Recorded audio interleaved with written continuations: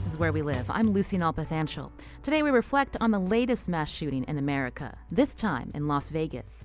How do you talk about this horrific event without talking about ways to reduce gun violence?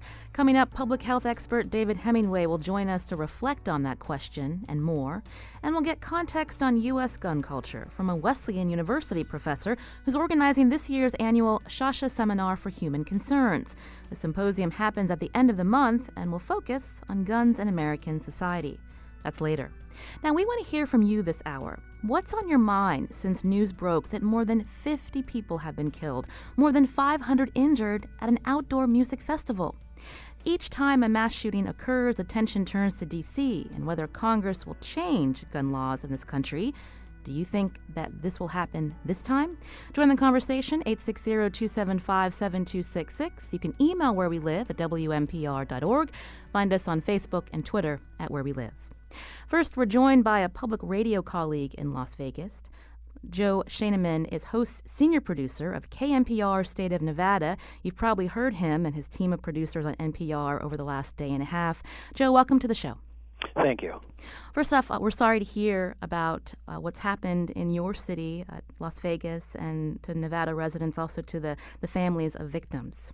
Yeah, it's been very harrowing, not just for Las Vegas, but really, I think, in many ways for the country, because so many people come to Las Vegas.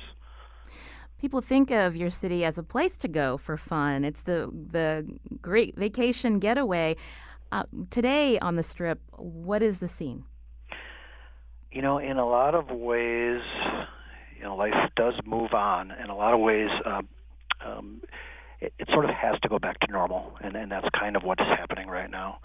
But the people are really paying homage in their own ways. They're stopping. The scene really isn't open yet where people were shot.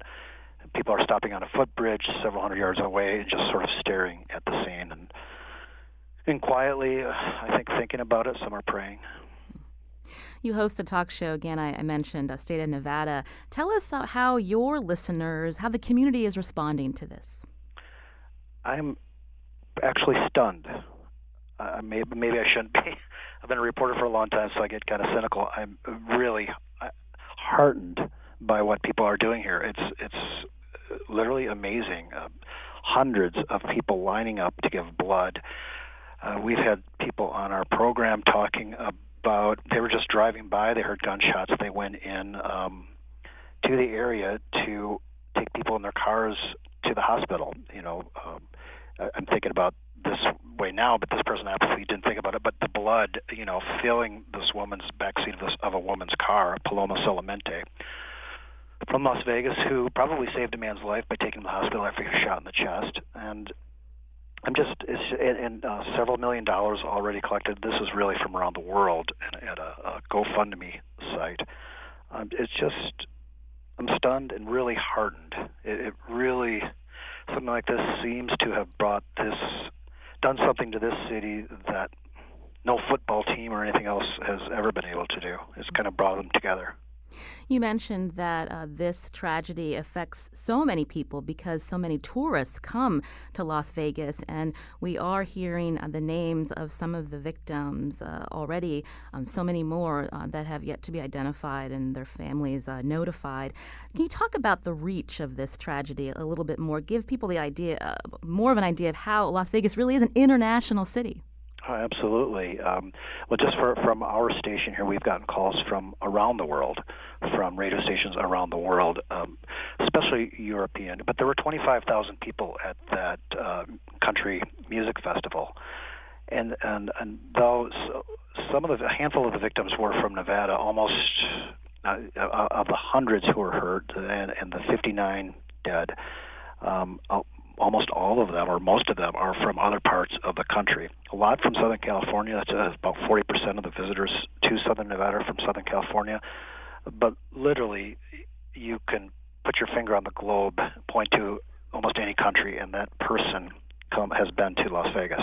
It's 43 or 44 million people a year are now coming here, and it's been that way for decades, and the number keeps going up. So it touches a lot of people. People just have a real fond memory, in most cases, of Las Vegas, and that's what they're thinking about, I believe, when they hear about the shooting.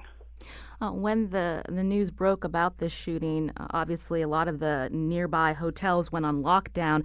This morning, are these businesses back up and running? Yeah, they were up and running yesterday in the afternoon already. So, everything was shut down, which is extremely rare for that to happen here. I was once at a casino where the roof had caved in due to too much water, and people were still inside playing the slot machines. This was many years ago.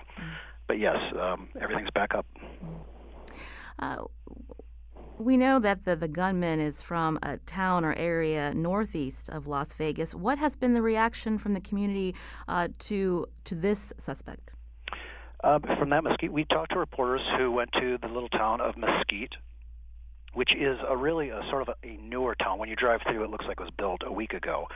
And it's largely a retirement community. It does have casinos there.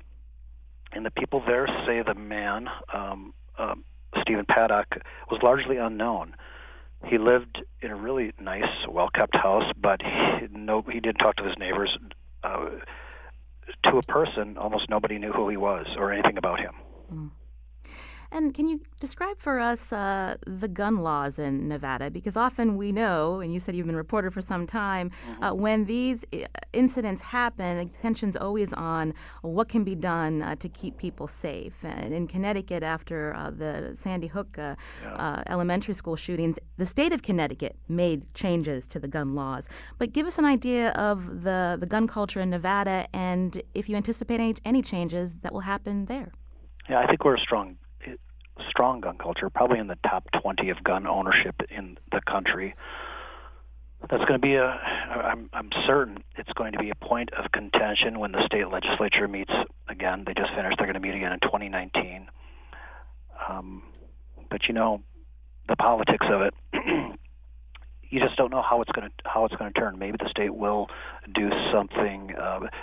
There has been a push in sort of bills here and there to limit people with mental illness histories from getting certain guns. Maybe that will come up again. It's difficult to say. It's very difficult to say. It's largely a conservative state, so that's really yet to see how that's going to turn out. This is Where We Live. On the phone with us, Joe Schoeneman, host and senior producer of KNPR State of Nevada. He and his team of reporters and producers have been covering this tragedy in Las Vegas over the last day and a half. We're talking about the aftermath, and you can join the conversation, 860-275-7266. Joe, what about questions when it comes to security? Casinos are supposed to have the best security in the world, but then there's the question of how can hotels change, or are they willing to, when it comes to the idea that someone may be able to bring such a large amount of weapons and ammo that has been reported that this gunman had? That's another very good question. It's going to be one that the casinos and county lawmakers here, the Clark County Commission oversees the Las Vegas Strip. It's not in Las Vegas proper. And it's probably one they're going to have to grapple with. Are metal detectors a turnoff to tourists? People come here to relax, to get away from it all. Seeing metal detectors, will that bring them back to their own cities and their own home locales? It's really one that I'm sure is being thought about. Right now, people are more thinking about getting through the emergency, and the counseling is starting to begin, but it has to be something addressed. You can go into a casino now with your bags, as this man apparently did, 10 bags, 23 weapons in his room, and nobody would know. Nobody will know. So it's going to be addressed. How? It's really hard to say. I want to take a listener call now. Mark's calling from Naugatuck. Mark, you're on the show. Oh, hi there. I just wanted to respond to the question you posed as to whether Congress is going to do anything in the wake of this mass killing. And, the answer is a resounding no. 90% of Americans oppose common sense legislation like universal background checks, and Congress completely lacked the courage to pass even that. That's because the NRA has very deep pockets, and they're more than willing to throw large sums of money at any candidate who opposes gun control legislation. And as long as that's the case, nothing is going to happen. And I would also encourage people to look up the word militia in a dictionary. Private citizen is not one of the synonyms. Mark, thank you for your comments. Again, today we're talking about Las Vegas, this massacre that happened Sunday night, where hundreds of people, concertgoers, were injured. At least 59 have been killed. On the phone with us, Joe Scheineman, host and senior producer of KNPR in Las Vegas. He hosts the talk show there, State of Nevada. Joe, we just have another minute or so. So what happens now in your city? Describe how your reporters are going to be covering this story and where the focus is. I think the focus now is going to be on trauma counseling. It's going to be something you brought up, which is which direction do the casinos go? Where do they move? People are very curious about the shooter. Everybody wants to know if there is anything in his background, anything he left behind that indicates why he did this. And the Las Vegas police here have all of his computer files. I'm sure something will be coming out about that. But a lot of this is going to be grief counseling and how to get through this. It's still a shock to me.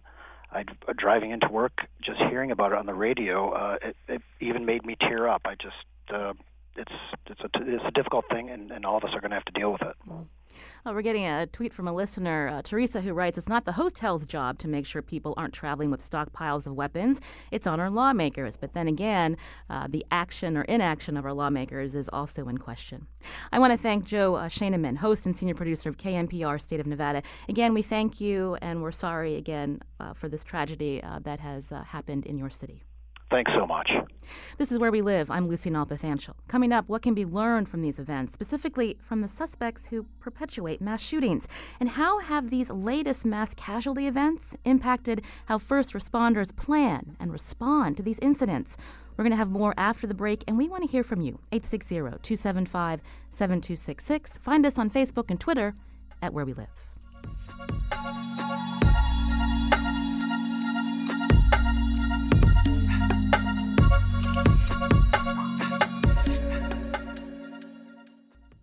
This is Where We Live. I'm Lucy Nalpathanchel. Today we're talking about the Las Vegas mass shooting. Officials say at least 59 people are dead, more than 500 injured, after a lone gunman shot at thousands of concertgoers from his room on the 32nd floor of the Mandalay Bay Hotel Sunday evening.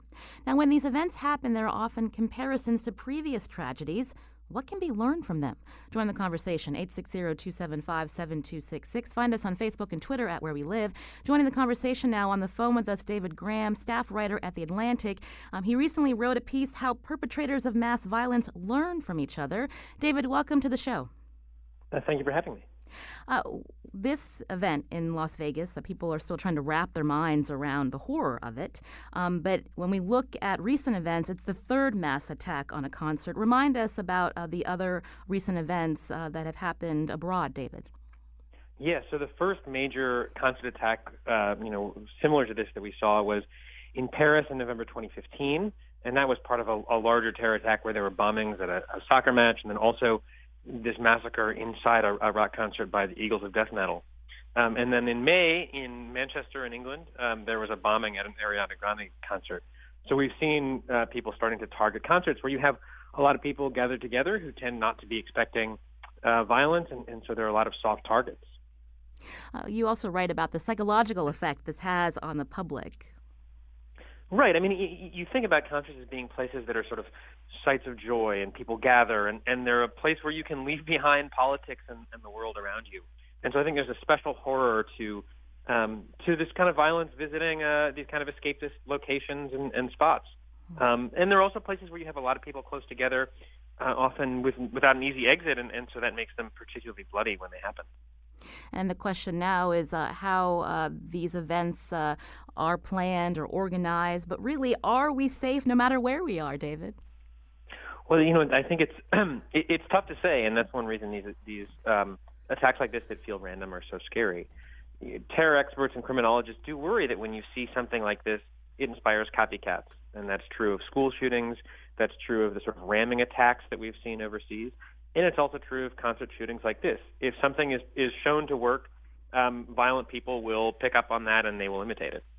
And you write that these shooters, these people who are intent on killing, they don't have to fit a certain ideology. So the other two attacks that you mentioned in Paris and Manchester, those were affiliated with ISIS. So far, this gunman, they don't know the motivation. FBI says no affiliation with ISIS or any other group. Right, exactly. And that's something we've seen with other forms of terror and other violence, too. Ramming attacks are something that we associate with ISIS, but in June, a man attacked congregants in a mosque saying he wanted to kill Muslims. He was not a Muslim. It was not an ISIS attack. And things like, the car bomb is a venerable terror tactic at this point. It originated in the United States by anarchists in 1920, and now it's something that's used around the globe. So there's really no border. The ideological borders don't affect the techniques that people use to kill people. When we talk about copycat attacks, whether it's school shootings or other forms of mass terror, most recently with attacking concerts, the media coverage also plays a role in giving publicity to these events, naming the suspects, the shooters, the people who are doing this to innocent people. What lessons can the media take, David, and how we should be covering these stories? It's a really tough question because, obviously this event is a news event. It's not something that we can ignore. But there is a worry that by covering it in certain ways, you glorify or you bring attention to it. Some experts think that it is best to not name shooters or to not emphasize the shooters and not talk about who they are, because the feeling is that encourages the sense of glorification, and people will pick up on that and they will do heinous things because they want that sort of macabre recognition. That's not. Some people disagree with that, but the problem in a situation like this, we can't. It's impossible to cover this horrible event without pointing out that people were killed at a concert. It's simply a fact, and so I think there is a real challenge for the press in these situations. David Graham is a staff writer at The Atlantic. He wrote recently how perpetrators of mass violence learn from each other. We'll tweet out the link at Where We Live. David, thank you so much for joining us today. Thank you for having me. This is Where We Live. We're talking about what happened in Las Vegas. The sheer number of victims in this mass shooting is startling, and we wanted to know more about how hospitals and first responders are training for these incidents. Joining us now is Dr. Lenworth Jacobs, director of the Hartford Hospital Trauma Institute. Dr. Jacobs, welcome to Where We Live. Hi, good morning. First off, you're a trauma surgeon. Your reaction to what happened in Las Vegas, Dr. Jacobs? Well, it's very, very difficult, and you really have to. Your heart goes out to the families and the victims, because that usually you don't really get the full effect of that, and just the anguish and sense of loss of the family and the victims. So one's heart goes out to them. It's really awful. Looking at reports, we've been hearing that because the area wasn't deemed safe where these concert goers were, that often a lot of the concert goers were bringing out the injured to the first responders, who then had to stage near this area, near Mandalay Bay. Can you talk about staging and how problematic it can be when we're talking about the sheer number of people that were targeted, Dr. Jacobs? Well, following Sandy Hook, the American College of Surgeons pulled together a group of people to increase survival after active shooter or mass casualty events. And this is a multidisciplinary group with the FBI, national security, police, fire, etc. What became crystal clear is a very, very simple fact. If you are bleeding to death, generally speaking, it's a time-related phenomenon. So you have to get to care as fast as you can. But also, you want to stop that bleeding. So the whole key to it became a three-pronged effect. One, police obviously suppress the shooter, but they need to become involved in stopping bleeding. So now police nationwide are equipped and trained with hemostatic dressings, tourniquets, and the ability to use their hands to stop bleeding. So as soon as the shooting event has occurred, they're involved in the stopping bleeding event. The second is following Columbine, where the first responders, that's emergency medical technicians, etc., were held back for as long as 40 minutes. Well, obviously, you bleed continuously for that time with a very poor outcome. So now emergency medical responders are brought closer to the scene and get to care faster. Both of those things are good, and they in fact have happened. But clearly, what you want to do is stop the bleeding immediately. So the person who is going to do that is the person sitting beside you. Whether you're in a movie theater or at a concert or wherever, that's the person who is likely to be most helpful. We have found by surveying the public that the public actually wants to do that. So as soon as you've got that piece of information, it becomes clear you have to train them and then equip them to do that. So it's inform, educate, and empower. Once you have a population that feels that, yes, I can do something, I've been trained to do it, and I have the equipment to do it, then you mitigate the panic part of it, and you mitigate this awful feeling that I can't do anything. And if you notice that all of these events, just regular ordinary citizens have jumped in and tried to do something, either in Boston, using your hands, a belt, etc., anything. And even although they're not hugely effective, they're certainly better than none at all. And that allows the public to be engaged. It stops bleeding early on in the course of the event. And generally speaking, if you get to the hospital or a trauma center alive, we can save you. Mm-hmm. So the whole name of the game is keep the blood in the body, get the patient to the center as fast as you can, and then the systems in place and the surgeons and nurses, etc., they will in fact do a very good job, as is evidenced in all of these events.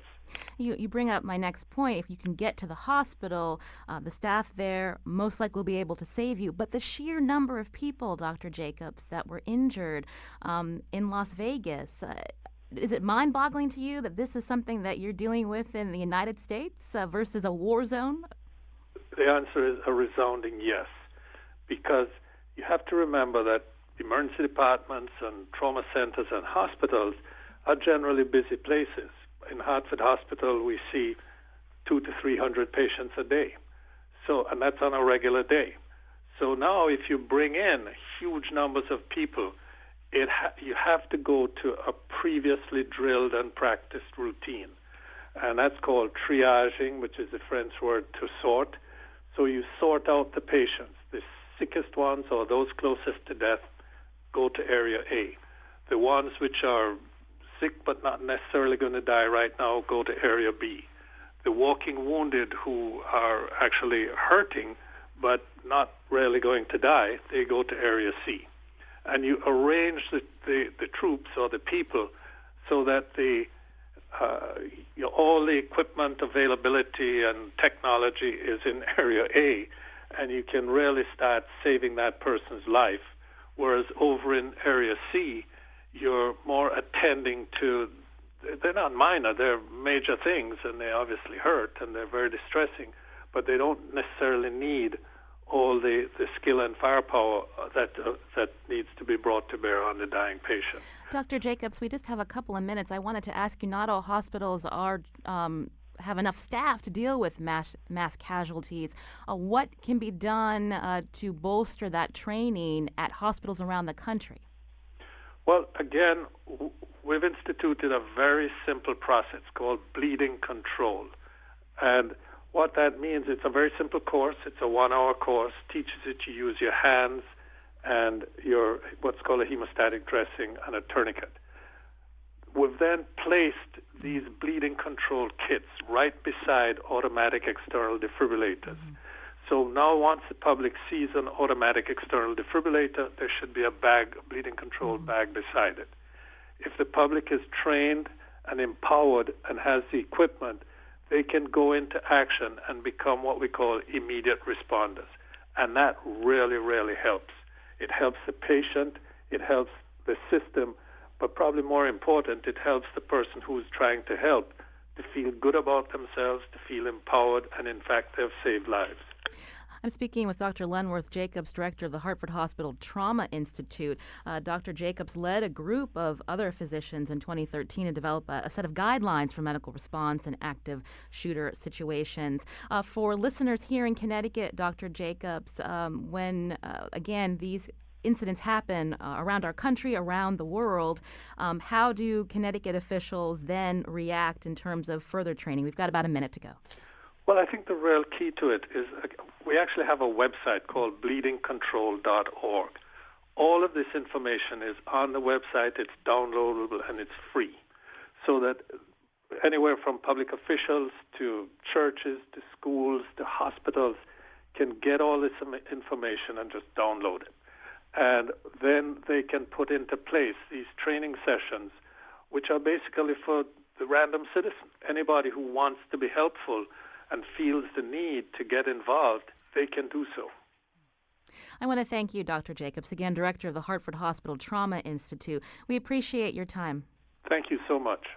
This is Where We Live. I'm Lucy Nalpathanchel. Today we're talking about the aftermath of the Las Vegas shooting, where at least 59 were killed, more than 500 injured. You can join the conversation, 860-275-7266. We've been wanting to hear from listeners on their reactions. Ben's calling from Wallingford. Ben, you're on the show. Hi. I just wanted to say I think we concentrate on the wrong things when we've seen these tragedies happen. It doesn't matter what the motivation is. It matters like what we do to prevent the next one to happen. We need to control the flow of guns to people and restrict who can have guns. Just like we, after traffic accidents, we try to make the roads safer and we try to make drivers safer and the cars safer. We need to get rid of these things that are killing people and are only used for killing people, like the guns that this person used in the tragedy here. We've seen in England and Australia that they have done things to restrict the use of guns by people, and it has saved many lives. So I don't know why we're not doing that here, other than our lawmakers are too corrupt to do it. Well, Ben, thank you for your call. I'm going to have our next guest answer some of your comment. On the phone with us now is David Hemingway, professor at Harvard School of Public Health. David, welcome to the show. Thank you. The reason we asked you to come on, because when we look at the rate of gun violence in the U.S., some would say it's a public health crisis. Is that your view? Absolutely. I mean, we have about 100 people a day getting killed with guns and maybe 300 or more being shot. Day after day. There have been more people killed, more civilians killed with guns in the United States since 1968 than were killed in all the wars in United States history. This conversation keeps happening again and again. We just heard from a listener who says we need to focus on limiting access. Can we talk a little bit about some of the ways that could happen from your view, David? Oh, yeah, sure. The nice thing is that we're one of 24 high-income countries, and these other countries do so much better than we do. They don't have worse crime problems except for we don't have worse crime problems than they do. We don't have worse violence problems except for our gun violence. And so all we'd have to do is look at any one of these other countries and see what they're doing. And they've been doing so much better. They, for example, have much stronger background checks than we do for people who should get guns. They have much make sure that everybody gets a background check. We just did a study and we found that 20% of gun transfers, there is no background check at all in the United States. They don't allow people to have such highly militarized guns as we do. And so they still have some gun problems, but not nearly as much as we do. You mentioned universal background checks. That's something that members of the Connecticut delegation have brought up, among others, in Congress, but that has yet to happen. What about whenever we hear about a mass shooting like this, David, and again, there's the focus on how many rifles this shooter had, whether they were high-powered or not. Would a ban on assault weapon, would that help? Probably, but only in the long run. There's been some studies which suggest, and we have data on one, that it's large capacity magazines which make a big difference. That when you makes it harder to get large capacity magazines, that in these killings fewer people are killed. I want to bring into the discussion. In studio with me is Jennifer Tucker, historian of technology, law, culture at Wesleyan University. Jennifer, welcome to the show. Thank you. You heard from the listener who says that lawmakers are corrupt and they take money from certain lobbyists, including the NRA, and that's why we're not seeing changes in gun laws. Why is it not that simple? Well, There are a lot of reasons why there is an impasse in reducing the level of gun violence in the country. As the earlier caller said, America is an exceptional country when it comes to guns. It's one of the few countries in which the right to bear arms is constitutionally protected, the others being Guatemala and Mexico. But America's relationship with guns is unique in another way because among developed countries, the U.S. is far and away the most violent, in large part due to the easy access many Americans have to firearms. As one of the other callers said, we could look to other countries in the way that they confront head-on the problem of gun violence.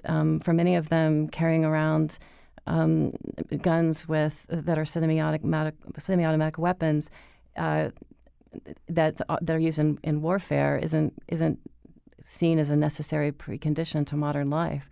And yet in the U.S., in the last 10 or 15 years, there's been growing support for gun rights. The 2008 D.C. versus Heller decision was the first Supreme Court case to recognize the Second Amendment as an individual right to own a gun for self-defense. And more Americans are saying that the reason why they're carrying a gun or buying a gun is to protect themselves, whereas 20, 30 years ago, the reason that they gave most often was for hunting or recreation, marksmanship. When we talk about the gun debate in this country, often people will say, the Second Amendment gives us the right to own and bear arms. We're hearing from a listener on Twitter who says there's no right to have the power of life and death over another human being. I wanted to go back to David Hemingway, professor at Harvard School of Public Health. Again, when these tragedies happen, so often the focus is on gun control, gun control, gun control. David, are we talking about it in the wrong way in terms of this focus on taking away certain guns from people? Well, there's, a big problem is when a lot of people hear gun control, they think what that means is taking away people's guns. And there's lots of other things that can be done without taking away people's guns. We have, quote, car control. And we're not taking away people's cars. We're making cars safer. We're trying to make sure that everybody who drives a car has good training. We're trying to make the roads safer, and on and on and on. In the same way, gun policy can do lots of things, from getting more money to study guns, from making it illegal to manufacture certain guns, such as plastic guns, to make sure that guns can be traced easily when used in crime, and on and on and on. When we look at the statistics from the CDC at gun deaths, a majority of them by suicide. That's right. It's always been, we always have more suicides than homicides and more gun suicides than gun homicides. In terms of people being shot, however, there's a lot more people being shot in gun accidents and in gun assaults. But for gun deaths, suicide is an enormous problem, gun suicide. I mean, half the people in the United States who die from suicide die from guns, and the evidence there is overwhelming that a gun in the home increases the risk of someone dying in a suicide by something like threefold. Most of these mass shootings turn out to be homicide-suicides, where the people know that they're going to kill themselves ahead of time. We heard from a listener who says gun control is important, but when you look at these incidents, many of these shooters have mental health issues, which lends to the question, could we be doing a better job with allowing mental health services to be accessed by as many people as needed in this country? Sure. There's no question that there's lots of ways to attack this problem. One of the more effective ways is to do something about guns, because we know, again, that in in all the rest of the developed world, they have people who have mental health problems, and they have people who act inappropriately and get angry and so forth. And what happens there is typically they don't have access to guns, so when they do something violent, very few people die. Jennifer Tucker, again, is a professor at Wesleyan University. Coincidentally, at the end of the month, there's an annual symposium that happens at Wesleyan. The focus is on guns in America. Can you talk a little bit about the discussions that you hope to have? Sure. Well, this event at Wesleyan follows on an earlier conversation among historians who've looked at different aspects of the gun debate in the U.S., and we're hoping with this event to bring together people from different political perspectives to find out whether there is any common ground on this gun issue, which is among the most divisive in the country. So we're inviting public health experts as well as historians, people who work on the sociology of gun movements, and a variety of others. So we're hoping to have a robust discussion of this challenging issue. And Connecticut, of course, is in many ways a microcosm of the larger issue. It was in many ways the incubator for the gun industry, and in many ways a kind of Silicon Valley for gun innovation. Talking about our history with Colt. In Colt and Winchester, Smith & Wesson, the Connecticut River Valley, even Middletown was the home of Simeon North, who supplied the first pistols to the U.S. Armed Forces, with tens and thousands of handguns and rifles for 30 years, had a factory there. So in many ways, there's a history of industrialization here, and this is also, Connecticut has been has witnessed the effects of gun violence with the shootings at Newtown. I would just maybe just add to what Professor Hemingway was just saying, and just to kind of add to it, that early in the 19th century, in the 18th century, when some of the early debates about guns were happening, the firearms were not especially a good murder weapon. They were hard to load. You had to reload them. They wouldn't fire if the powder was wet. And it's only been in recent years, really, that the gun has become such an effective murder weapon, starting in the 19th century with the repeating revolver. And then, if we look at large capacity magazines, those are a relatively new phenomena too. Prior to the 1980s, the most popular type of handgun was the revolver, which typically holds 6 rounds of ammunition in a rotating cylinder. But during the 1980s, the firearms industry began mass producing and marketing semi-automatic pistols, which can accept ammunition magazines, and there are new triggers and a whole range of ways that the gun industry is innovating. And it would be very interesting to find out what sorts of innovations the gun industry could do to make guns safer. There have been widespread reports over the last few years that after these tragedies, when lawmakers begin to talk about ways to change our gun laws to make people safer, that sales of firearms go up. David, do you want to weigh in on that? Yeah, I mean, that's very true. I think when having a black president was very, very good for gun sales in the United States. And then my understanding was when Trump became president, sales have gone down.